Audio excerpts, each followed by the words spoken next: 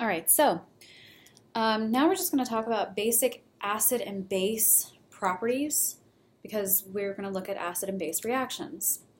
So acids and bases actually have different definitions. We're going to focus on Bronsted-Lowry through the majority of this course.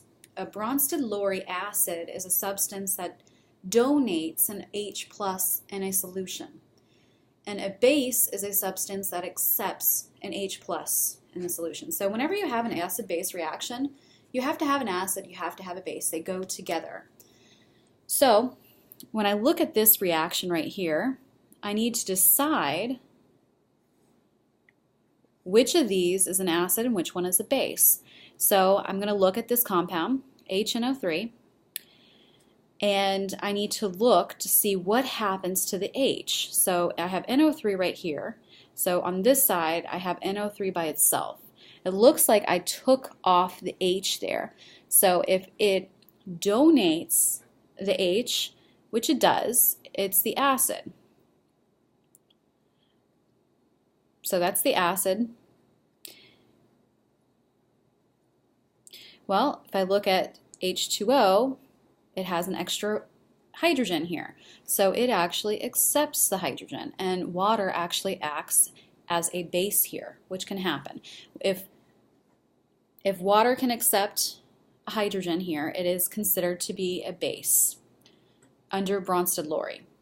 So a hydronium ion is this H3O plus. That's going to be, it's an important thing that you see in acid-base reactions. It might also be written as an H plus though. So basically when you have hydrogen ions and you put them into water, you create this ion or hydronium. But it might also be written as H plus. It just depends on who's writing it. Okay, so let's look at this. So I have NH3 plus water. I want to decide which one is the acid, which one is the base. So if I look, NH3 right here becomes this. That's the only thing with nitrogen over it. So if I'm looking at that, it has an extra H on it, which means it accepted a hydrogen ion. So that makes it the base. Well, if I look at water here, this is what it becomes. It is missing an H. So actually, the water on this side is the acid. So water is special. It's amphoteric, which means it can act as an acid or a base. And there are a few other compounds and molecules that can do that, but water is the most common.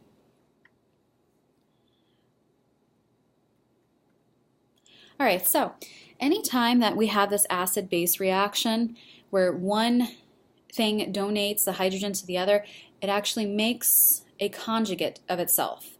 So when you have the acid and it donates the H+, it becomes a conjugate base. It actually becomes a base after it donates that H+. So if you want to determine what the conjugate base is, you take away an H+. When you have a base in the reaction and it accepts the hydrogen ion, it becomes the conjugate acid. So on the product side, it actually becomes the acid. So to determine what that is, you're going to add an H+. So let's do that. Let's find the conjugate acid of these bases.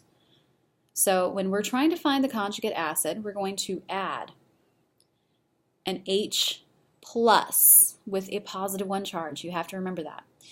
So what we do is we find the H's, we're just going to add an H to it. So we have 3 H's, so instead of just having 3 H's, we're going to have 4. Well, here we have 0 charge, and we're adding a +1, so that's going to be an overall charge of +1. So that is my conjugate acid. All right, so now let's look at this. I have a sulfate ion. Well, I'm going to determine that by adding an H, so it's going to become H. So if there is no H in your formula, you just simply put it in the front. So SO4. Now we need to look at the charge. So we're at -2. We added 1. So that will give me a charge of -1. All right, so now we look at this. There's no H, so we're just going to add 1. And then we have a +1, so we have -1 charge here, we're going to add 1 to it, so that becomes a charge of 0, so nothing. All right, so H2O, we already have H's in there, so we're just simply going to add 1 to it. And then we have a charge of 0, we're adding 1, so the overall charge now is positive 1. So whenever we're trying to make the conjugate acid, we're going to add an H. So think about it this way. If you're trying to make an acid, the acid should be able to donate hydrogen ions. So if you're making a conjugate acid, you should be making an acid, something that can actually donate a hydrogen ion.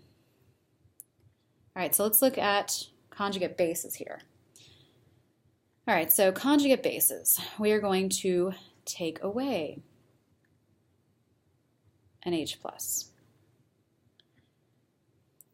So we're going to take a hydrogen away from it. So H2SO4, H, so 1 H now, SO4, and we have a -1, but we're taking a +1 away this time. So -1. So -1 subtract 1 should give me a -2. So you need to be careful about the charges. All right, so H2O, I'm taking a hydrogen away. So I'm making HO, which is really just hydroxide. So you have a 0 charge now, and you're taking a +1 away. So you're going to make a charge of -1 here. All right, so HCl, I need to take away the H. I'm left with Cl after that. I have a 0 charge now, and I'm going to take away a +1. So the overall charge now should just be Cl-. All right, again, I'm going to take away an H. So H3O should become H2O. I have a +1, subtract 1. You're going to get a charge of 0, so it should just be neutral. So whenever you're making the conjugate base, you should be making something that can accept a hydrogen.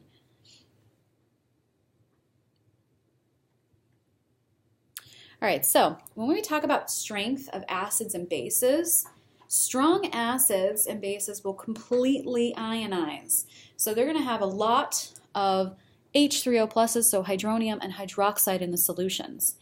Weak acids and weak bases will not completely ionize. So anytime that we have a weak acid like this, and I put it into water, I'm going to make some hydronium and some anions, but more than likely you're going to see more of the acid in the solution. So if we have a weak acid, I'm going to say my acid is HA. You'll have some of those particles in there. You'll have a majority of it as just this particle or molecule. And then you'll have some H pluses and some of the anion, whatever that was. But mostly you'll have just your acid. So you'll have a couple of ions, but you'll have mostly molecules of your acid still. So when we talk about strength of acids and bases, we're not talking about whether it can burn you or not. We're talking about how much can it ionize. So if you were to have a strong acid and it reacts, your conjugate base that you create is weak. If you have a strong base and it reacts, the conjugate acid is weak.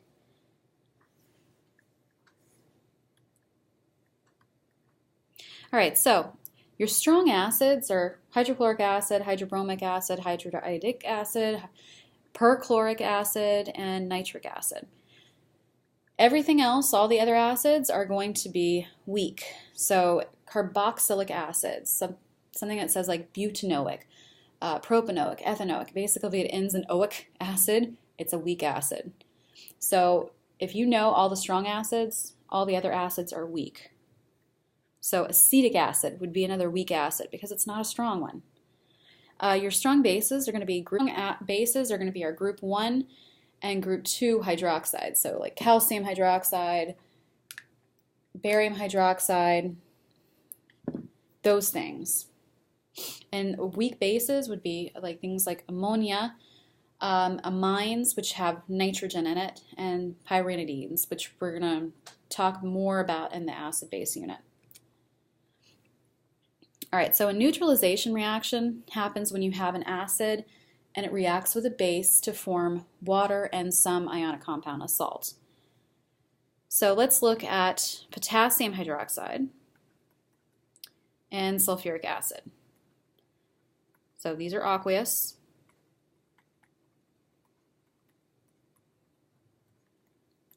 All right, so you're going to create water and a salt. So let's look at the positive ions. So basically, it's just a double replacement reaction. Potassium will replace the hydrogen and vice versa. So you're going to make H, and it's going to bond with OH. So H plus bonding with OH minus will give me water, or HOH. And then the potassium will come over here and bond with the sulfate. Make sure you're checking charges. So it should be K2SO4. And this is going to be aqueous. And of course, water is just liquid. All right, so let's balance really quick. I've got 2 hydrogens on this side. So I need to have 2 hydrogens here. And now I have 2 hydroxides, and I also have 2 potassiums here, so 2 goes here as well. All right, so this is my fully balanced equation. My ionic equation, well, I'm just going to split everything up. That's aqueous. So this will split up to 2 potassium ions and 2 hydroxide ions.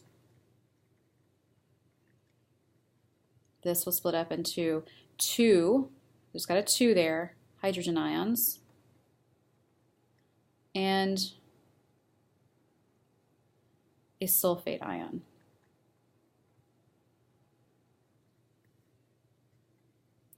All right, so now we look on our product side. This is actually just a liquid, so we're just going to leave it, and you can say it's H2O. And we're going to split this up. So 2 potassiums